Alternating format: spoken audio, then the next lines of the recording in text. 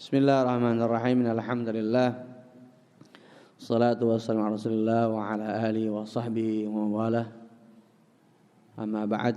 Hayyikum bi tahiyatil Islam. Assalamualaikum warahmatullahi wabarakatuh. Hari ini kita insyaallah akan mengkaji terkait dengan satu tema yang merupakan tema yang sangat penting insyaallah ta'ala terkait dengan Al-Quran sebagai sumber pertama dalam syariat, ya.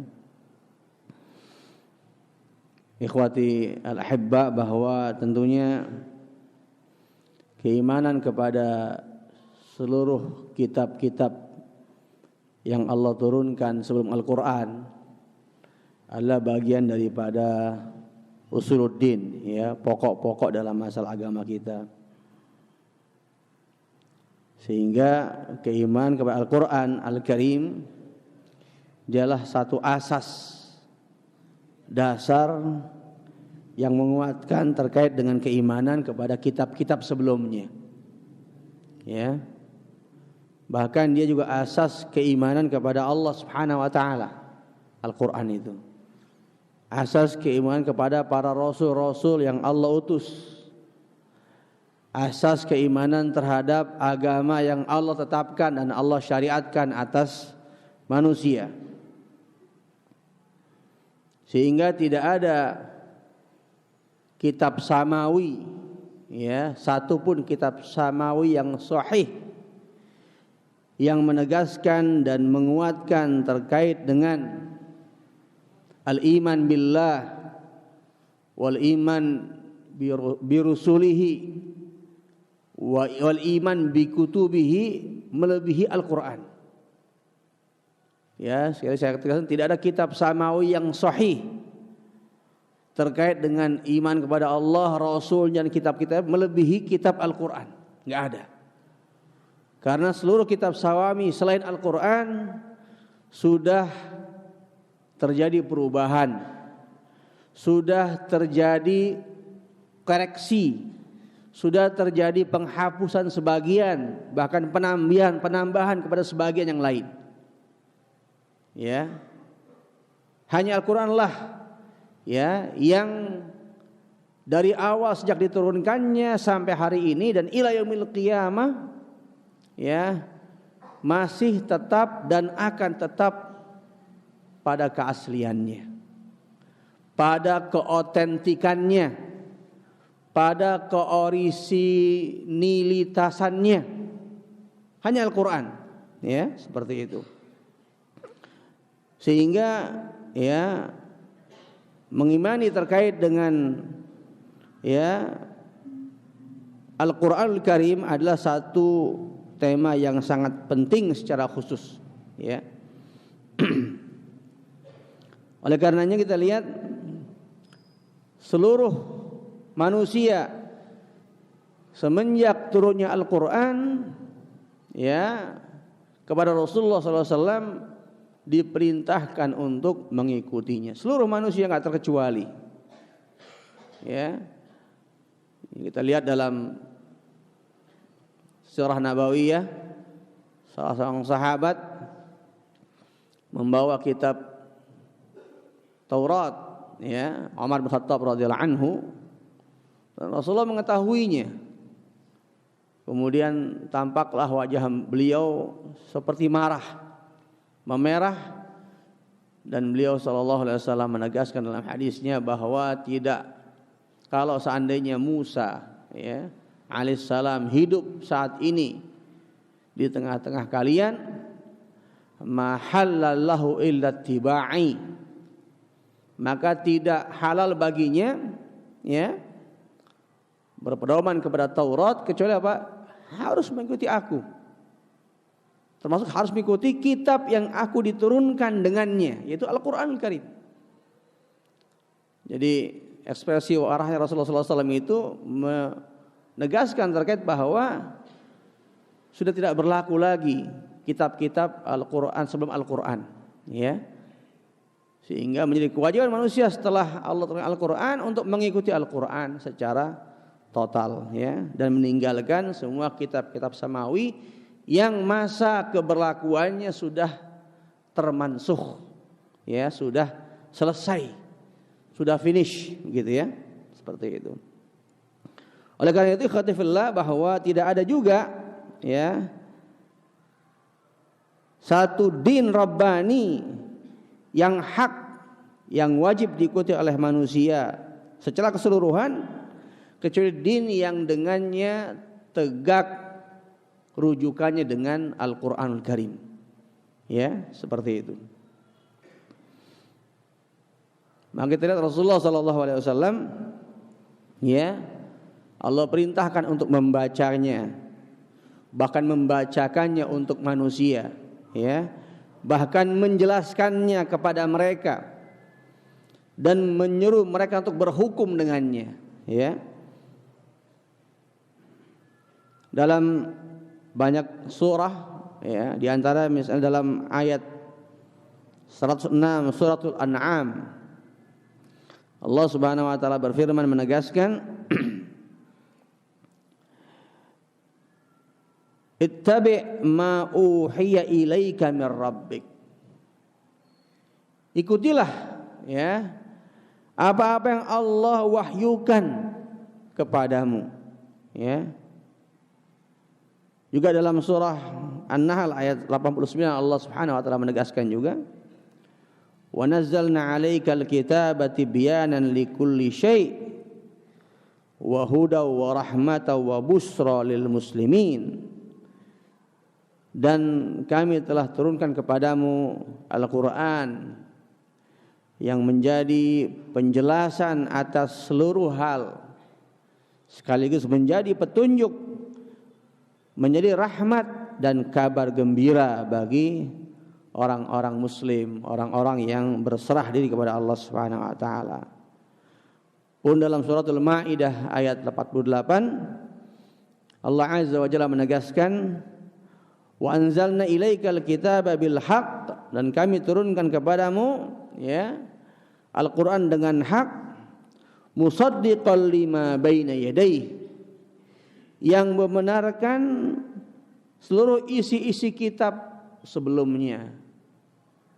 Ya, tentu yang dimaksud membenarkan seluruh isi kitab sebelumnya yang belum dilakukan padanya perubahan, yang belum dikurang-kurangi oleh umatnya, yang belum ditambah-tambah oleh umatnya. Ya, jadi kitab sebelumnya yang masih asli, dan itu tidak ada. Ya, tidak ada sudah. Semua sudah ditambah, dikurang, dirubah dan sebagainya, ya. Jadi musaddiqal lima baina yadayhi minal kitab, yang membenarkan semua yang dikandung dalam kitab-kitab sebelumnya, wa muhaiminan alaihi, dan menguji ya semua kitab-kitab sebelumnya. Fahkum bainahum, maka tegakkanlah hukum Al-Qur'an di antara manusia bima anzalallah, ya, sesuai dengan apa yang Allah Azza wa Jalla turunkan. Wala tattabi' ahwa'ahum, dan jangan engkau mengikuti hawa nafsu manusia atau hawa nafsu mereka. Sehingga ikhwatifillah, penjelasan ayat-ayat di atas ya menegaskan bahwa tidak ada ya satu konsep ya kecuali konsep yang satu ini ya, di mana Allah Subhanahu wa taala menjamin kepada manusia kebahagiaan selama mereka mau ya hidup di bawah naungannya, itu Al-Qur'an Karim. Ya. Nah, ikhwati fillah rahimakumullah, bahkan dalam banyak ayat juga Allah SWT menjamin ya terkait dengan bagaimana Al-Qur'an ini ya kandungannya meliputi segala hal. Ya. Semua ilmu ya terkandung di dalamnya. Dan semua yang dikandungnya ya tidak ada kebatilan sama sekali. La ya'tihil batil min baini yadayhi wala min khalfihi, di mana tidak ada kebatilan ya dalam Al-Qur'an dari awal sampai akhirnya. Ya, seperti itu. Oleh karena itulah alhamdulillah bahwa karena Allah jamin ya Al-Qur'an dengan banyak penguatan dan keistimewaan, maka wajarlah Rasulullah SAW dalam hadisnya ya mengistimewakan umat ini sebagai umat yang Allah angkat derajatnya dengan apa? Dengan komitmen dan keberpegang teguhan mereka kepada Al-Qur'an. Dalam sebuah riwayat yang sahih ya Rasulullah SAW menegaskan innallaha yarfa'u bihadzal kitabi aqwaman. Sesungguhnya Allah Subhanahu wa taala ya akan mengangkat dengan Al-Qur'an ini satu kaum. Ya. Sehingga Allah angkat umat ini ke umat yang terbaik dengan Al-Qur'an. Terlepas mereka lah umat yang paling penghabisan, umat yang paling akhir, umat yang menjadi umat Nabi yang paling akhir, namun Nabi mereka atau Rasulullah SAW menjadi Rasul yang paling mulia, yang menjadi saksi atas semua Nabi, dan umatnya menjadi saksi atas seluruh umat-umat sebelumnya. Kita lihat. Ini keistimewaan yang Allah Subhanahu wa taala berikan kepada umat ini. Sehingga Allah angkat umat ini dengan Al-Qur'an, Allah muliakan dengan Al-Qur'an. Dan sebaliknya, wa yadha'u bihil akharin. Namun Allah rendahkan ya satu umat yang lainnya. Ya maksudnya apa? Ditinggikan karena tadi keberpegang teguhan mereka kepada Al-Qur'an, dan direndahkan karena apa? Keberpalingan terhadap Al-Qur'an. Ya. Berpalingnya mereka kepada Al-Qur'an sehingga Allah rendahkan derajat mereka, ya. Nah, ikhwatul aizah, kita lihat beberapa keistimewaan tadi ya, selain tadi yang disebutkan di awal ya, dari Al-Qur'an sebagai al-masdar awal, sebagai rujukan pertama dalam syariat ya. Yang pertama adalah Allah Subhanahu wa taala menegaskan dalam firman-Nya dengan sangat jelas dan gamblang ya, bahwa Allah jadikan Al-Qur'an sebagai hujjah atas manusia. Dan Allah jelaskan pula bahwa dia adalah berasal dari kalamullah, firman Allah Subhanahu wa taala. Juga Allah jelaskan juga tentang tujuan diturunkannya, yaitu apa? Hidayatul bashar, menjadi petunjuk bagi manusia. Pun juga Allah jelaskan ya buah ya yang diinginkan dari turunnya Al-Qur'an, yaitu apa? Sa'adatul bashar, kebahagiaan manusia ya di dunia maupun di akhirat. Pun juga ditegaskan pula dengan Al-Qur'an ini Allah inginkan manusia dikeluarkan dari az-zulumat, kegelapan-kegelapan, kebinasaan-kebinasaan kepada cahaya ya. Dalam surah Al-Maidah ayat ke-15 sampai ke-16 Allah Subhanahu wa taala menegaskan qad ja'akum minallah. Di sini kita lihat Allah menegaskan dengan firman-Nya, telah datang kepada kalian dari Allah. Jadi Allah tegaskan langsung dari Allah Subhanahu wa taala. Nurun, cahaya, wa kitabun mubin, dan kitab yang sangat jelas. Yahdi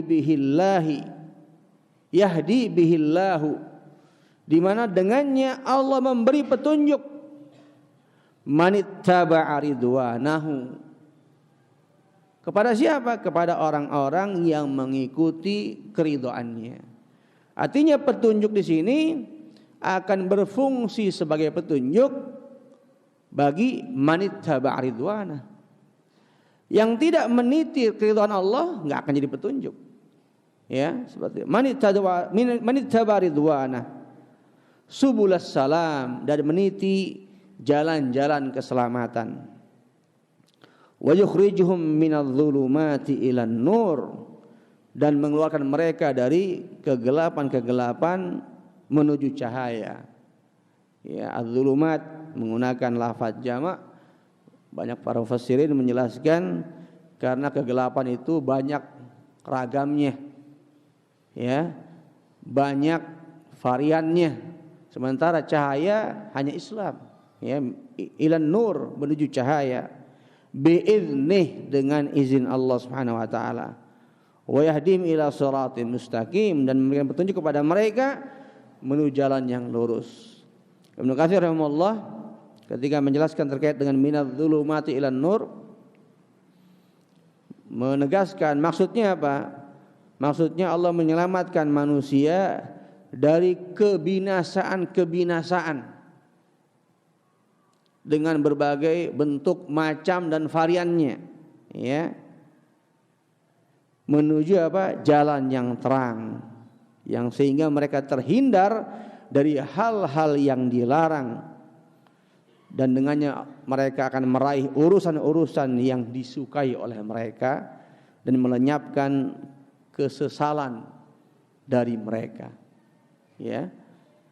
Ini yang pertama. Yang kedua, di antara mumayyizatil Quran, ya, keistimewaan Al-Quran adalah bahwa dari semua kitab samawi yang Allah Azza wa Jalla turunkan, yang Allah tegaskan jaminan keterjagaannya, ya, dari segala bentuk penyimpangan, segala bentuk upaya penambahan dan penghapusan, bahkan dari hilangnya Al-Quran, ya, ila yaumil qiyamah, sampai kiamat hanya Al-Quran Karim, ya. Bahkan Allah Subhanahu wa taala, ya, menegaskan akan menjaganya langsung, ya, dan ini hanya dalam Al-Quran, dan hanya kitab Al-Quran yang tegaskan keterjagaannya sampai hari kiamat. Dalam surah Al-Hijr, ya, ayat ke-19, Allah Subhanahu wa taala menegaskan, inna nahnu nazzalna dzikra wa inna lahu lahafizun. Sesungguhnya kami menurunkan Al-Quran, dan sesungguhnya kami pula yang langsung lahafizun, sungguh akan menjaganya, ya. Oleh karena itu Allah Subhanahu wa taala, ya, dalam sarana menjaga Al-Quran ini, ya, memberikan banyak sebab-sebab yang menguatkan, unsur-unsur yang menguatkannya. Selain Allah Subhanahu wa taala tegaskan Allah menjaganya langsung, Allah jadikan Al-Quran unsur-unsur yang menguatkan keterjagaannya. Misalnya apa? Dijadikan Al-Quran sebagai kitab yang dihafal oleh ribuan dan jutaan umatnya. Kita lihat, ya, tidak ada kitab satupun dari kitab samawi selain Al-Quran yang dihafal oleh jutaan umatnya, ya. Bahkan ahli kitab sendiri tidak hafal kitabnya. Bahkan mereka ahli kitab tidak pernah hafal kitab-kitab yang Allah turunkan kepada mereka. Tapi Al-Quran dihafal oleh jutaan umatnya, ya.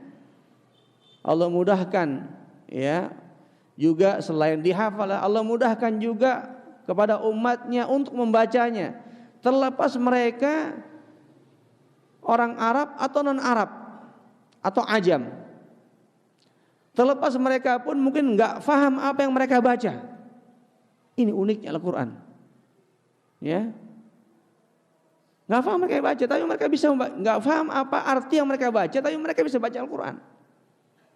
Ini di antara sana-sana Allah Subhanahu wa taala menguatkan keterjagaan Al-Quran, ya, lewat kemudahan-kemudahan yang Allah berikan kepada umatnya, ya, ummatul Quran, yaitu umat di mana Al-Quran Allah turunkan kepada mereka, ya.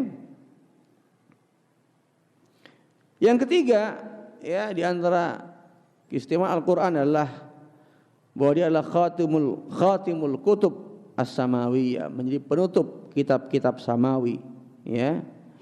Sekaligus tadi al-muhaimin, menjadi ujian atas kitab-kitab sebelumnya. Bagaimana maksudnya ujian itu? Bagaimana maksudnya ikhwatifillah? Ya. Jadi dalam surah tadi Al-Maidah ayat 48 ya, Allah Subhanahu wa taala tegaskan, "Wa anzalna ilaikal kitaba bil haqqi musaddiqan lima baina yadayhi minal kitab wa muhaiminan 'alaihi." Dan sungguh kami turunkan kepadamu Alkitab, Al-Qur'an dengan hak, ya, yang membenarkan apa yang ada dalam kitab-kitab sebelumnya dan menjadi ujian bagi kitab-kitab sebelumnya. Kalau kita lihat dalam tafsir beberapa mufassirin, ya, maksudnya apa ujian bagi kitab sebelumnya itu? Ada beberapa riwayat yang disebutkan dari athar as-salafus saleh. Sufyan ats-Tsauri rahimahullah misalnya mengatakan bahwa dia meriwayatkan dari Abu Ishaq, dari Ibnu Abbas, makna bahwa dia menjadi ujian, ya, artinya apa? Al-Quran itu, ya, menjadi barometer yang membenarkan dari apa yang dikandung oleh kitab-kitab sebelumnya. Artinya ketika kitab-kitab sebelumnya, ya, menyelisih Al-Quran, ya, maka Al-Quran yang benar, sementara yang sebelumnya sudah ada perubahan, penambahan dan pengurangan.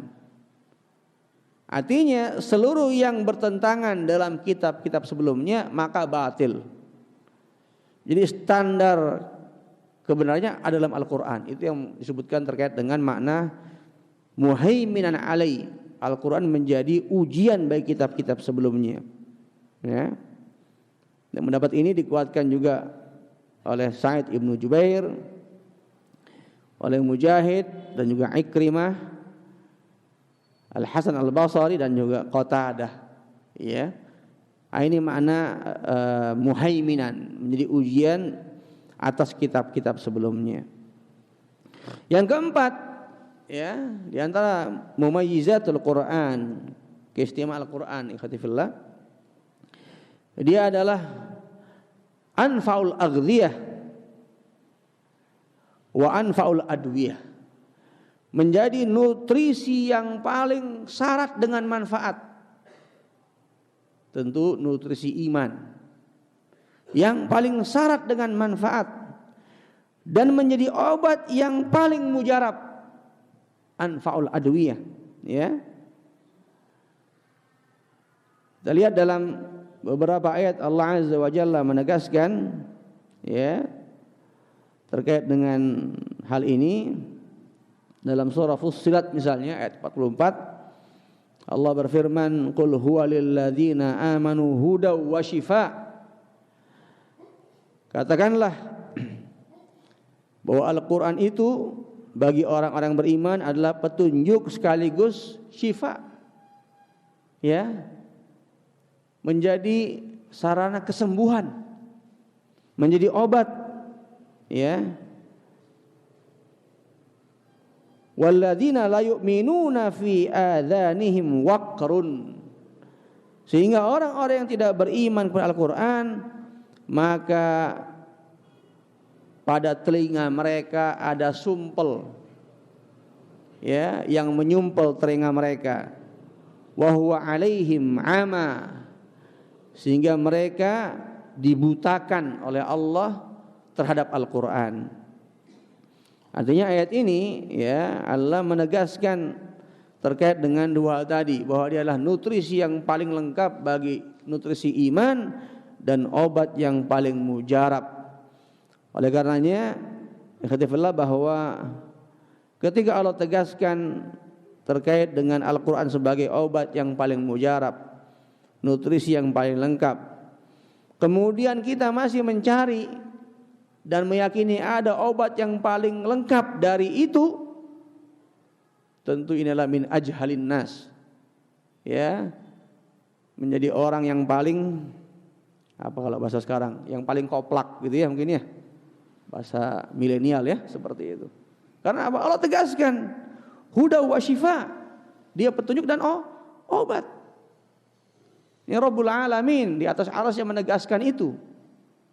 Artinya memang ya dia obat bagi setiap orang yang meyakininya. Ya. Oleh karena itu ikhtilafillah bahwa ya terkait dengan Al-Quran sebagai obat ini ya ada satu penegasannya bahwa dia adalah obat yang menjadi obat atas seluruh penyakit, baik penyakit fisik atau penyakit psikis ya atau fisik ya. Kenapa demikian? Ya, kita lihat bahwa hal ini tentunya terkait dengan beberapa syarat ya.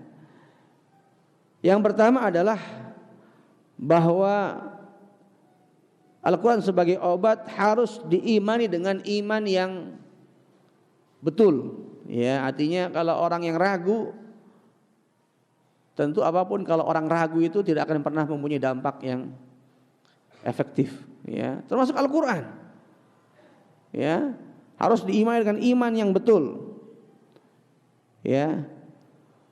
Yang kedua ya, bahwa Al-Quran sebagai obat pun harus ya diyakini bahwa ini janji Allah Subhanahu wa taala. Ya. Dalam surah apa itu ya? Juz 28 atau 29 saya lupa itu. Ya. Ketika Allah Subhanahu wa taala tegaskan ya, "Lau anzalna hadzal Qur'an ala jabalin la ra'aitahu khashi'an mutasaddian min khasyatillah." Kalau seandainya Al-Qur'an diturunkan ya di atas satu gunung, maka engkau akan melihat gunung itu apa? Mutasaddian, hancur. Antum bayangkan gunung saja hancur, penyakit yang paling keras apapun pun sama akan hancur dengan apa? Al-Quran. Ya, karena apa tadi? Keyakinan yang antum harus tanamkan itu, bahwa dia memang sebagai syifa yang Allah tegaskan dan Allah janjikan. Maka tanpa keyakinan ini tidak akan pernah itu menjadi syifa. Ya, ini penting ya, satu hal yang kita lihat dari mukjizat Al-Quran. Yang berikutnya adalah juga Al-Quran adalah kitab yang Allah Subhanahu wa taala istimewakan, di mana setiap satu-satuan hurufnya pun punya timbangan kebaikan. Enggak usah bicara kata, enggak usah bicara ayat, bahkan apa? Huruf punya timbangan kebaikan. Dan ini Rasulullah tegaskan dalam hadisnya, "Man qara'a harfan min kitabillah," barang siapa yang membaca satu huruf dalam kitabullah, falahu bihi hasanah, maka baginya kebaikan, wal hasanatu bi asyri amsalihha, dan satu kebaikan akan dilipatkan 10 kali lipatnya. Bayangkan satu hurufnya punya nilai kebaikan, bagaimana satu katanya, bagaimana satu ayatnya, bagaimana satu suratnya. Tinggal dihitung berapa surat, berapa ayat yang kita baca, itulah nilai timbang kebaikan yang Allah Azza wa Jalla berikan kepada seorang yang membacanya. Ya. Yang terakhir, tentu masih banyak karena waktu yang membatasi kita, ya, bahwa